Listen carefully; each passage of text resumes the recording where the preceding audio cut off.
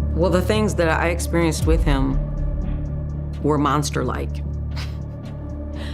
That stuff almost destroyed my life. So Diddy, after the Cassie lawsuit, gets hit with a bunch of lawsuits, and then ultimately the raids, and then this criminal. The courtroom crackled with tension as Jane took the stand, her voice trembling, but her words slicing through the silence with chilling clarity. In a moment now dominating headlines around the globe, she testified under oath about a violent altercation involving Sean Diddy Combs, an incident long hidden beneath layers of fame, power, and secrecy. As her testimony landed, Diddy visibly unraveled, reacting with a shocking intensity that stunned the courtroom. Gasps rippled through the gallery. The judge swiftly called for order, and even the security team looked momentarily frozen. This wasn't just another celebrity controversy. It was the public unmasking of a man once believed untouchable. And now, the world is asking, what exactly did Jane say that shattered Diddy's composure? The feds, Al Capone style, have not charged everything under the sun. They've charged 3 main charges: racketeering, trafficking, and the transport of a prostitute. And I'll tell you, I don't know about the racketeering charge. It's pretty sweeping. And I'll tell you what the general, The courtroom was already thick with tension when Jane was called to the stand, but no one could have anticipated the seismic impact her testimony would unleash. Dressed in a simple navy blazer, hands folded in her lap, she appeared delicate, almost breakable. But the moment she spoke, her words cracked like lightning across the room. Calm and composed at first, she laid out the timeline with unsettling clarity. Then came the turning point. As she reached the moment of the alleged violent altercation with Sean Diddy Combs, a hush fell over the room. She paused, took a breath, and pushed forward. "He grabbed me," she said, "and slammed me against the wall." The air shifted. Gasps rang out. Diddy clenched his jaw, his posture rigid, eyes twitching, hands gripping the table. Jane continued, describing how she tried to fight back, how he allegedly screamed obscenities and threatened her into silence. Her accusations were vivid, emotional, and unflinchingly detailed, each sentence stripping away the myth of a man long shielded by fame and power. Reporters' fingers flew across keyboards. A court sketch artist scrambled to capture Diddy's unraveling composure. His attorney leaned in, whispering urgently, but it was too late. Jane's words had already cut through. Diddy muttered something under his breath, face flushed, as a court officer quietly stepped closer. The judge, sensing the volatile shift, called a 5-minute recess. But the moment couldn't be undone. Outside, crowds gathered. Protesters, fans, press, all drawn by the gravity of what had just occurred. Inside, Jane was escorted to a secure chamber. Her testimony was over, but its shockwaves had only just begun. The prosecution looked quietly triumphant. Diddy's team looked shaken.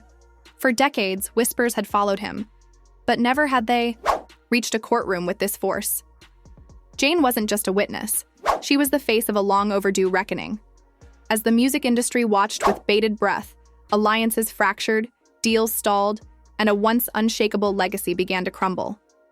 To me as Wild King nights. And what a Wild King night was when him and a guest would go to a hotel room or be at his home, his bedroom, and they would have intimate gatherings. I would have to go and prep that hotel room, which consisted of baby oil, Astroglide. Meanwhile, newly unsealed court documents revealed an even darker undercurrent. Jane wasn't alone. Other women, some anonymous, others waiting to testify, had submitted written statements outlining eerily similar experiences. A disturbing pattern began to emerge. Repeated allegations of aggression, manipulation, and psychological control. Diddy's legal team dismissed the mounting claims as coordinated character assassination, but the tide of public opinion was shifting. And fast. Social media lit up. Hashtags like Ichi's, Justice for Jane, Ichi shot Diddy, and accountability in music began trending globally. Debates raged online and on airwaves. Was this the downfall of an icon or a carefully crafted takedown? Regardless of where people stood, interest was feverish. Every moment in court became a headline, every pause a spark for speculation. Then came the video. Grainy, time-stamped, and chilling. It showed a tense encounter in a hotel hallway ending in a violent shove. While the footage alone wasn't definitive, paired with Jane's testimony, it became a powerful piece of the puzzle. Witnesses began to pile on. A subpoenaed security guard described Diddy as volatile behind closed doors. A former assistant recalled unexplained absences, erratic behavior, and bloodshot returns. Though not directly linked to Jane's account, the collective testimony painted a damning portrait. Diddy's courtroom demeanor started to shift. The confident mogul of day one now looked hollowed out, eyes darting, whispering urgently to his lawyers, his responses under oath tight and evasive. The prosecution pushed a narrative of long-shielded abuse finally exposed. The defense hit back, probing Jane's past, her finances, relationships, credibility. But each attack seemed to galvanize public sympathy rather than diminish it. Jane, meanwhile, remained stoic. No media interviews, no social posts, only her words on the record. She became a reluctant but powerful symbol. Outside the courthouse, crowds gathered daily, some in support, some in skepticism. Inside, tension escalated with each witness. In one shocking moment, a former bodyguard testified about a soundproof, locked room in one of Diddy's homes, allegedly off-limits to everyone. Defense lawyers erupted in objection. The judge ordered the jury to disregard it. But the damage was done. A haunting question now loomed over everything. What was Diddy hiding, and how had so many stayed silent for so long? Start with alleged victim number 4, who goes by the name Mia. It's an alias. She is one of the people who is testifying where the judge has granted her anonymity. She is on the stand, but everybody in the courtroom has been warned. Do not reveal her identity. Do not even give a physical description of her. Outside the courthouse, the case had become more than just a trial. It had ignited a cultural reckoning. Protesters gathered daily, some chanting in support of Jane, others demanding fairness and due process. Placards reading "Justice over fame," and "We believe her" lined the courthouse steps. Major streaming platforms began quietly removing Diddy's music from their spotlight rotations, while one major brand suspended a multi-million-dollar campaign featuring his work. The fallout was far-reaching and swift. Then came a bombshell. Another woman, using the alias Lisa, stepped forward to testify. She had never met Jane, never exchanged a word with her, yet her account mirrored Jane's almost exactly: anger, violence, a chilling threat to stay silent.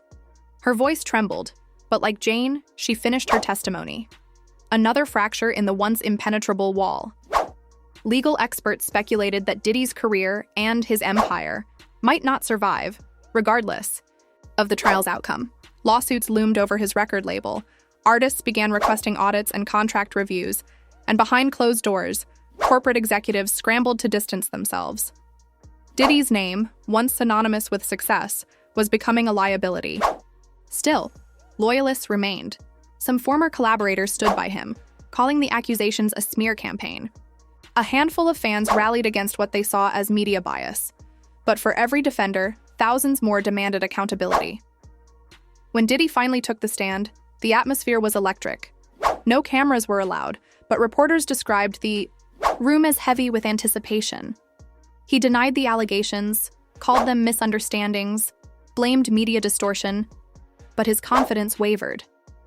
At times he was combative, other times weary and cornered. The prosecution's cross-examination was relentless, highlighting contradictions in his public statements and bringing testimony from his inner circle into question. By the end, he looked drained, his hands unsteady, his voice cracking as the trial neared its climax. Jane returned to court, not to speak, but to observe. Her quiet presence said everything. She wasn't afraid, and she wasn't going away. Millions watched alongside her. The judge announced that closing arguments would begin the following week. Both legal teams prepared their final moves.